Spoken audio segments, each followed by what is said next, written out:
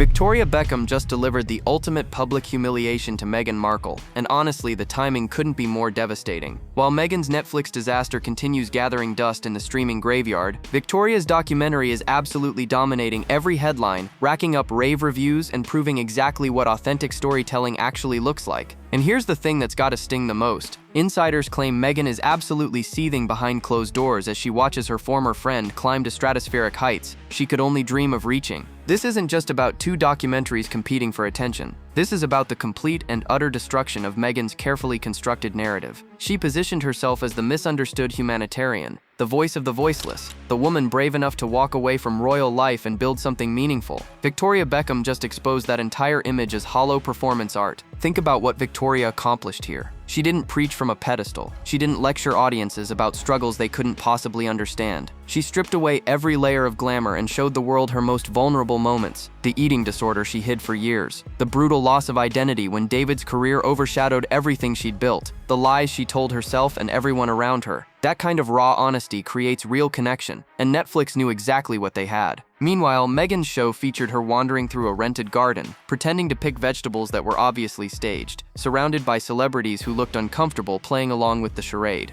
Chrissy Teigen showed up, which tells you everything about Meghan's judgment considering that woman's documented history of online bullying. The entire production screamed manufactured authenticity, and audiences saw straight through it. But here's where it gets truly brutal. Sources close to the situation reveal that Meghan genuinely believed her Netflix project would cement her status as a lifestyle guru and cultural icon. She thought people would embrace her vision of aspirational living mixed with social consciousness. Instead, viewers rejected the entire premise because it felt fundamentally dishonest. You can't preach about relatability while flaunting wealth and privilege. You can't demand authenticity while staging every single moment for maximum visual impact. Victoria Beckham understood the assignment. She gave people vulnerability without victimhood, honesty without self-pity, and accountability without making excuses. She showed audiences that even international superstars struggle with identity, body image, and finding purpose beyond their partner's success. Women everywhere saw themselves in those confessions, and that's precisely why the documentary is being celebrated as a masterclass in authentic storytelling. And Meghan? Word on the street suggests she's watching every article, every social media post, every glowing review of Victoria's triumph with growing fury. Because deep down, she knows Victoria just accomplished everything she tried and failed to achieve.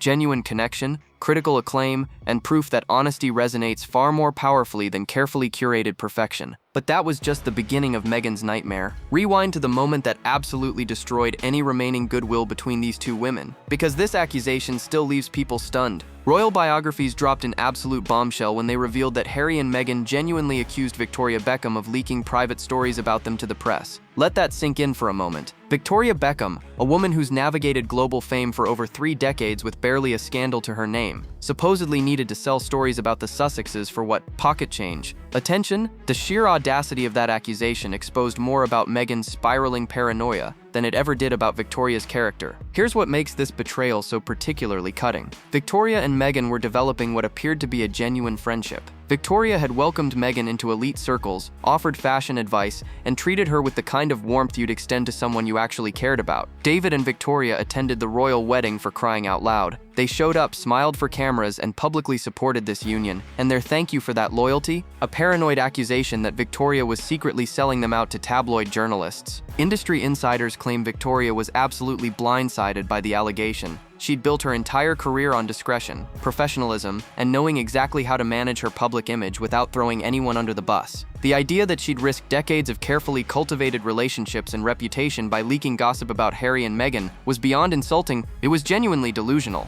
But here's where Meghan's judgment completely failed her. Victoria Beckham doesn't need to leak stories for money or relevance. She's built a legitimate fashion empire from absolutely nothing, weathering brutal criticism and skepticism every step of the way. She married one of the most famous athletes on the planet. Her name alone opens doors that most celebrities can't even approach. Selling stories about the Sussexes would accomplish literally nothing except damage her reputation, and Victoria's far too smart to make that kind of catastrophically stupid move. The accusation revealed something much darker about how Harry and Meghan operate. They're so consumed by paranoia, so convinced that everyone around them is secretly betraying them, that they'll burn bridges with people who've shown them nothing but kindness. Palace insiders whisper that this pattern repeats constantly. Staff members accused of leaking, friends cut off without explanation. family members blamed for media stories they had nothing to do with. Victoria, to her credit, didn't publicly retaliate. She didn't run to the press with her side of the story. She didn't throw Meghan under the bus even though she absolutely could have. Instead, she did something far more powerful.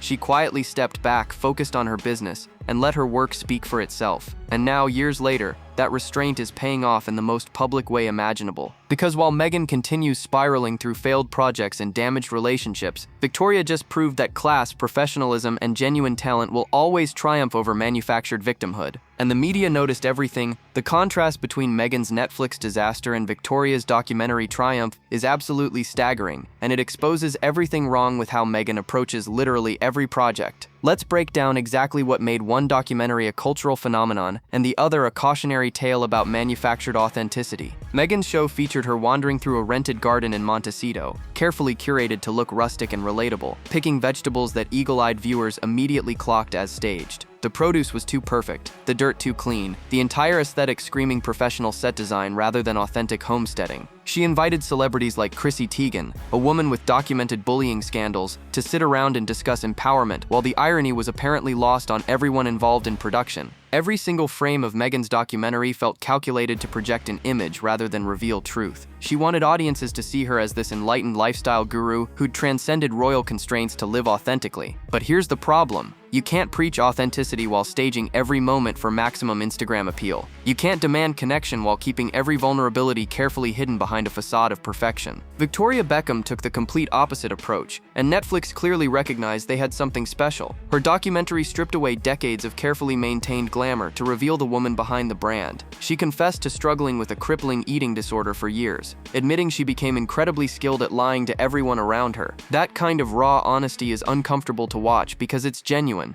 not performed. The documentary showed Victoria grappling with losing her entire identity when David's football career exploded and suddenly she wasn't Posh Spice anymore. She was just David Beckham's wife. Women everywhere felt that pain because so many have experienced similar moments where their individuality gets swallowed by someone else's success. Victoria didn't try to package that struggle into an empowerment narrative. She just said, "This is what happened. This is how it felt, and I'm still processing the damage it caused." Netflix executives aren't stupid. They could see exactly which story would resonate with audiences and which would get torn apart on social media. They threw their entire promotional machine behind Victoria's documentary. Red carpet premieres with genuine star power, strategic media interviews, coordinated coverage across every major outlet. The investment paid off spectacularly, with reviews praising Victoria's vulnerability and authenticity. Meanwhile, Meghan's show barely registered a blip. The promotional push felt half-hearted, the celebrity support minimal, and the cultural conversation moved on within days. Industry whispers suggest Netflix is quietly distancing themselves from future Sussex projects because the return on investment simply isn't there. One documentary proved that audiences crave honest vulnerability over curated perfection. The other proved that you can't fake authenticity no matter how much money you throw at production value. And Meghan's watching Victoria collect accolades for doing exactly what she refuses to do, show the world who she actually is, rather than who she desperately wants people to think she is. But Victoria's secret weapon goes even deeper. Victoria Beckham understands something that Meghan fundamentally refuses to accept, and it's the difference between a career that spans decades versus one that crashes and burns before it even begins. You have to feed the beast without being devoured by it. For over 30 years, Victoria has played the media game with surgical precision, knowing exactly when to give journalists access and when to strategically pull back. She's cultivated relationships with key UK journalists who can make or break reputations overnight, and she's done it without ever appearing desperate or manipulative. Take someone like Clemmy Moody at The Sun or Katie Hind at the Daily Mail. These are journalists with enormous reach and influence, and Victoria has spent years making them feel special without ever crossing into actual friendship. She'll send items from her clothing line, invite them to exclusive press trips, give them early access to product launches. The journalists get content their readers devour, and Victoria gets consistently positive coverage. It's transactional, sure, but it's honest about what it is. Here's the brilliant part. Victoria never micromanages her public relations team. She hires experts who actually understand media strategy, trusts their judgment completely, and delegates the details to people who know what they're doing. When her team says don't respond to that story, or wait 3 days before commenting, she listens. She recognizes that PR is a specialized skill she doesn't possess, so she pays professionals to handle it while she focuses on what she actually does well, building her fashion empire. Compare that approach to the absolute chaos surrounding Harry and Meghan's media strategy. They cycle through PR teams faster than most people change phone cases, and industry insiders all tell the same story. The Sussexes hire expensive professionals, ignore every piece of advice they're given, then wonder why their reputation keeps deteriorating. They micromanage every statement, demand approval over every detail, and treat their communications team like glorified assistants rather than strategic partners. Any publicist will tell you that's the fastest way to wind them up. If you're paying someone substantial money to manage your image, shut up and listen is the unspoken rule. Depending on how insufferable the client becomes, some PR professionals will actually say it directly. But Harry and Meghan apparently believe they know better than people who've spent entire careers understanding media cycles, audience psychology, and reputation management. The result? Victoria's media presence operates like a precision instrument. Rare missteps get handled quietly and professionally. Positive stories flow consistently without feeling planted or purchased. Her reputation as someone professional and pleasant to work with means people actually want to cover her favorably. Meanwhile, the Sussex PR machine lurches from crisis to crisis. Stories leak that make them look worse. Statements backfire spectacularly. Their attempts at controlling the narrative only highlight how desperately out of control everything actually is. It's the difference between someone who respects expertise and someone who believes they're smarter than everyone in the room. And that arrogance is costing them everything. Victoria's humility has earned her. Victoria's documentary featured a confession that genuinely stunned viewers, and it's the perfect example of why her approach connects while Meghan's repels. She looked directly into the camera and admitted she'd lied about her eating disorder for years, become frighteningly skilled at hiding the truth, and lost complete control over her relationship with food. That level of accountability is rare in celebrity documentaries because it requires admitting fault, acknowledging mistakes, and showing the world your absolute lowest moments without spin or justification. She detailed the crippling loss of identity that consumed her when David's football career exploded onto the global stage. Suddenly, she wasn't Victoria Beckham anymore. She was just David Beckham's wife. Her accomplishments felt diminished. Her voice seemed smaller. Everything she'd built independently got overshadowed by someone else's success. And here's what made that confession so powerful. She didn't blame David. She didn't position herself as a victim of his fame. She simply said, "This is what happened to me. This is how it felt. And I had to figure out how to rebuild my sense of self." Women everywhere recognize that struggle immediately. Loss of identity hits during motherhood, during career transitions, during menopause, during relationship changes. It's a universal experience that transcends wealth and fame and status. Victoria's willingness to admit she'd gone through it created instant connection because it proved that even international superstars face the same internal battles everyone else does. That's vulnerability. Raw, honest, uncomfortable vulnerability that doesn't ask for sympathy, just understanding. Now compare that to Meghan's approach, which consistently positions her as perpetually wronged by forces beyond her control. The royal family didn't support her. The British press targeted her unfairly. Hollywood didn't embrace her the way she deserved. Every narrative centers on external villains rather than internal growth. There's never accountability for missteps, never acknowledgement that maybe some choices contributed to negative outcomes, never genuine reflection on what she could have done differently. Audiences respond to honesty, not carefully crafted victimhood narratives. People want to see someone admit they struggled, made mistakes, learned lessons, and came out stronger. What they don't want is endless tales of persecution from someone living in a Montecito mansion with access to resources most people can't imagine. Victoria showed remorse for lying about her eating disorder. She acknowledged that her behavior during that period wasn't healthy or honest. She took responsibility for the choices she made even when they were self-destructive. That kind of accountability creates respect because it shows someone willing to own their past without making excuses. Meghan's Netflix project featured none of that introspection. It was all aspirational lifestyle content and vague platitudes about finding your authentic self, delivered from a position of privilege that made the entire message feel hollow. She wanted to be seen as relatable, without actually revealing anything that would make her relatable. And that's exactly why Victoria's documentary is being celebrated as groundbreaking, while Meghan's show became a punchline about fake vegetables and borrowed gardens. But the operational differences go even deeper than emotional honesty. Watch how Victoria Beckham's team operates, and you'll witness a masterclass in strategic public relations that makes the Sussex approach look like amateur hour. Every appearance feels purposeful, every interview strategically timed, every piece of coverage building toward a larger narrative that elevates her brand without feeling forced or manufactured.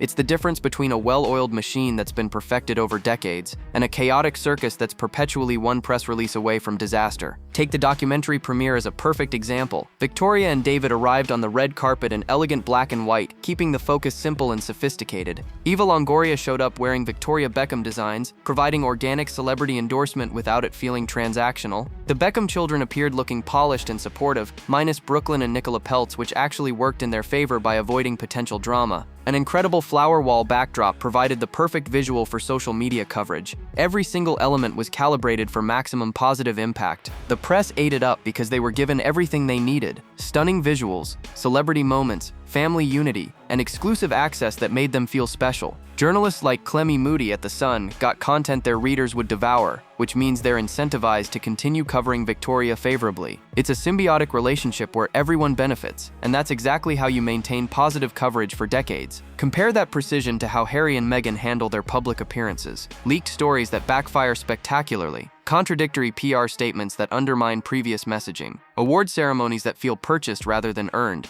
like that Project Healthy Minds Humanitarian Award for making the online world safer, right after they backed Balenciaga during that scandal. The timing couldn't be more tone-deaf, and it reinforces the perception that they're collecting accolades without doing actual work. Behind the scenes, sources claim the Beckham operation runs with military efficiency. Victoria's team knows which journalists to prioritize, which stories to let die quietly, which battles are worth fighting. They understand media cycles, audience psychology, and how to pivot when coverage turns negative. Most importantly, they trust Victoria to stay on message and represent herself professionally in every interaction. The Sussex operation feels like it's held together with duct tape and desperation. Staff turnover remains notoriously high, with people fleeing after short tenures. Multiple PR firms have reportedly declined to work with them because the micromanagement makes the job impossible. Every media appearance feels like a risk because you never know if Harry will go off script or Meghan will say something that contradicts their carefully crafted narrative. Victoria rarely gives interviews, but when she does, they're strategic and impactful. Harry and Meghan seem to give interviews constantly, yet they keep making their situation worse. One approach treats media as a tool to be used carefully. The other treats media as an enemy to be controlled and manipulated. And the results speak for themselves in the most public way imaginable. Victoria's Netflix premiere was everything Meghan's launch wasn't, and the contrast had to feel like a punch to the gut. Black and white elegance on the red carpet that exuded timeless sophistication rather than desperate attention-seeking.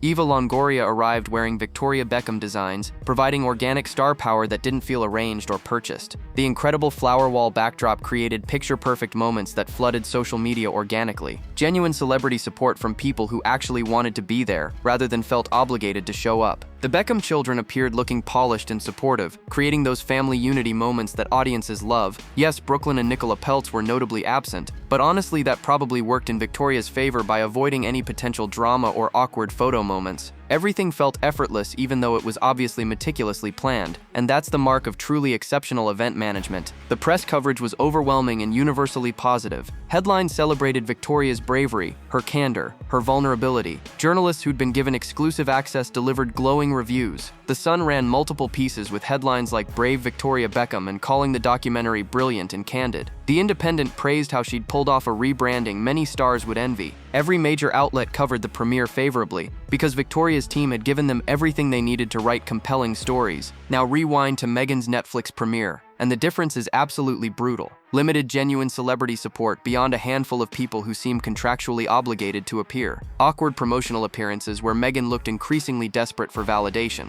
Reviews ranging from lukewarm to absolutely scathing, with critics pointing out the manufactured authenticity and lack of genuine vulnerability. Social media reactions skewing heavily negative, with people mocking the staged garden scenes and fake vegetables. Netflix's promotional push for Meghan's show felt half-hearted at best. No major red carpet event, no coordinated media blitz, no sense that the streaming giant believed they had a hit on their hands. Industry insiders whisper that executives knew what they had, a contractual obligation that needed fulfilling rather than a passion project worth investing serious promotional budget behind. The premiere events themselves tell you everything about how these two women are perceived in the entertainment industry. Victoria draws genuine star power because people actually like her and respect what she's built. Meghan struggles to get anyone relevant to show up because Hollywood sees through the carefully constructed image to the reality underneath. Someone who wants credit without doing the work. Even the visual aesthetic spoke volumes. Victoria's premiere looked expensive, elegant, and effortless, the kind of event that screams prestige and cultural relevance. Meghan's launch felt like it was trying too hard, desperate to convince everyone this was important and groundbreaking, when audiences could see it was neither. The premiere was just the beginning of the coverage disparity, but it set the tone for everything that followed. One documentary became a cultural conversation.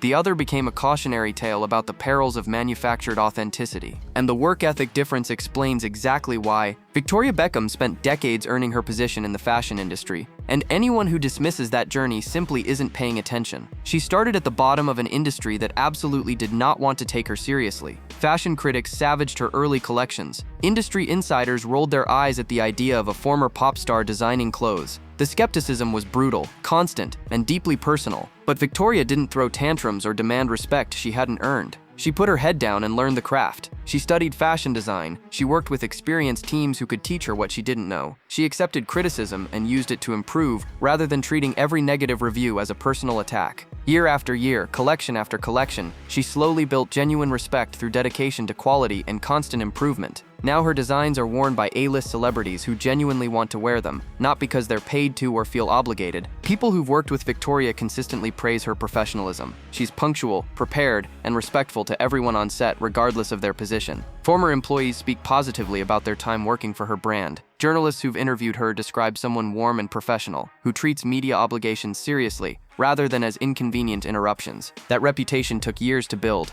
and it's worth more than any amount of money or manufactured publicity. Compare that journey to Meghan's approach, which seems to involve wanting the crown without the commitment. She expects Hollywood to embrace her as a major player despite never paying her dues in the industry. She collects humanitarian awards while backing controversial brands like Balenciaga during their scandal, apparently seeing no contradiction between the image she wants to project and the choices she actually makes. Meghan wants to be seen as a fashion icon without doing the work Victoria did. She wants to be celebrated as a lifestyle guru without developing actual expertise. She wants respect as a humanitarian without the decades of consistent, unglamorous work that builds genuine credibility. It's all titles and accolades with no foundation underneath. The hard truth is that you cannot be grifty and expect to excel to the top without putting in the effort. Victoria Beckham has put in that effort for over 30 years. She's worked consistently, professionally, and with genuine dedication to her craft. That's why she continues rising while Meghan keeps falling. Audiences can sense authenticity from miles away, and they can equally sense when someone is faking it. Victoria earned every positive headline, every glowing review, every moment of success. She's in the game working consistently for decades because she respects the process and understands that lasting success requires sustained effort. Meghan seems to believe she deserves success simply because she wants it badly enough, and there's a royal lesson in all of this that neither Sussex learned. Victoria Beckham understands something that Queen Elizabeth knew instinctively, and it's a lesson that separates people who thrive in the public eye from those who get destroyed by it. You cannot be everyone's favorite every single day. The media cycle has natural peaks and valleys, and fighting every perceived slight only makes your situation exponentially worse. Sometimes the smartest move is to stay silent, trust your team, and let the noise die down naturally. The late Queen mastered this approach over 7 decades of unprecedented public scrutiny.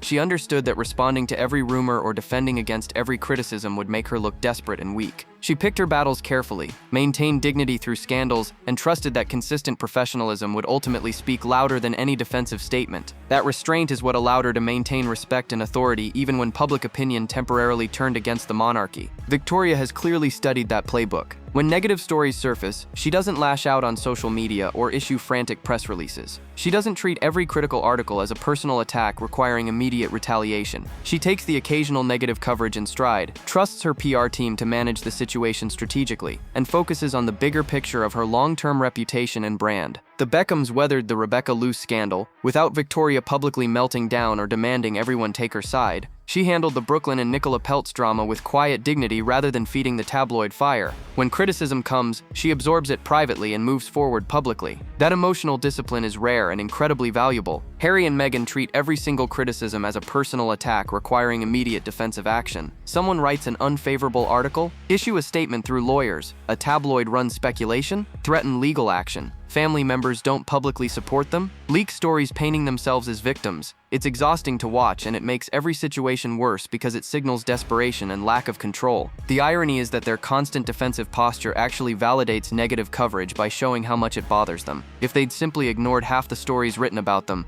those stories would have faded into irrelevance within days. Instead, their reactions amplify negative narratives and keep them alive in the news cycle far longer than necessary. Palace insiders whisper that this was one of the late Queen's greatest frustrations with Harry and Meghan during their time as working royals. She tried to teach them that dignified silence is often more powerful than defensive statements, but they never learned. They couldn't grasp that the more you engage with criticism, the more power you give it. Victoria gets it. She understands that her work, her professionalism, and her consistent quality speak louder than any statement defending her reputation. She lets results answer criticism rather than press releases. And that restraint is exactly why her reputation continues strengthening, while the Sussex brand crumbles under the weight of their own defensive desperation. And the future implications are absolutely staggering. Victoria Beckham's Netflix success isn't just a victory for her personally. It's a blueprint that exposes everything fundamentally wrong with Meghan's entire approach to fame, authenticity, and public relations. While Victoria continues building her empire through genuine hard work and uncomfortable vulnerability, Meghan's projects will keep languishing in obscurity because audiences can sense manufactured authenticity from miles away. The gap between these two women will only widen as time goes on,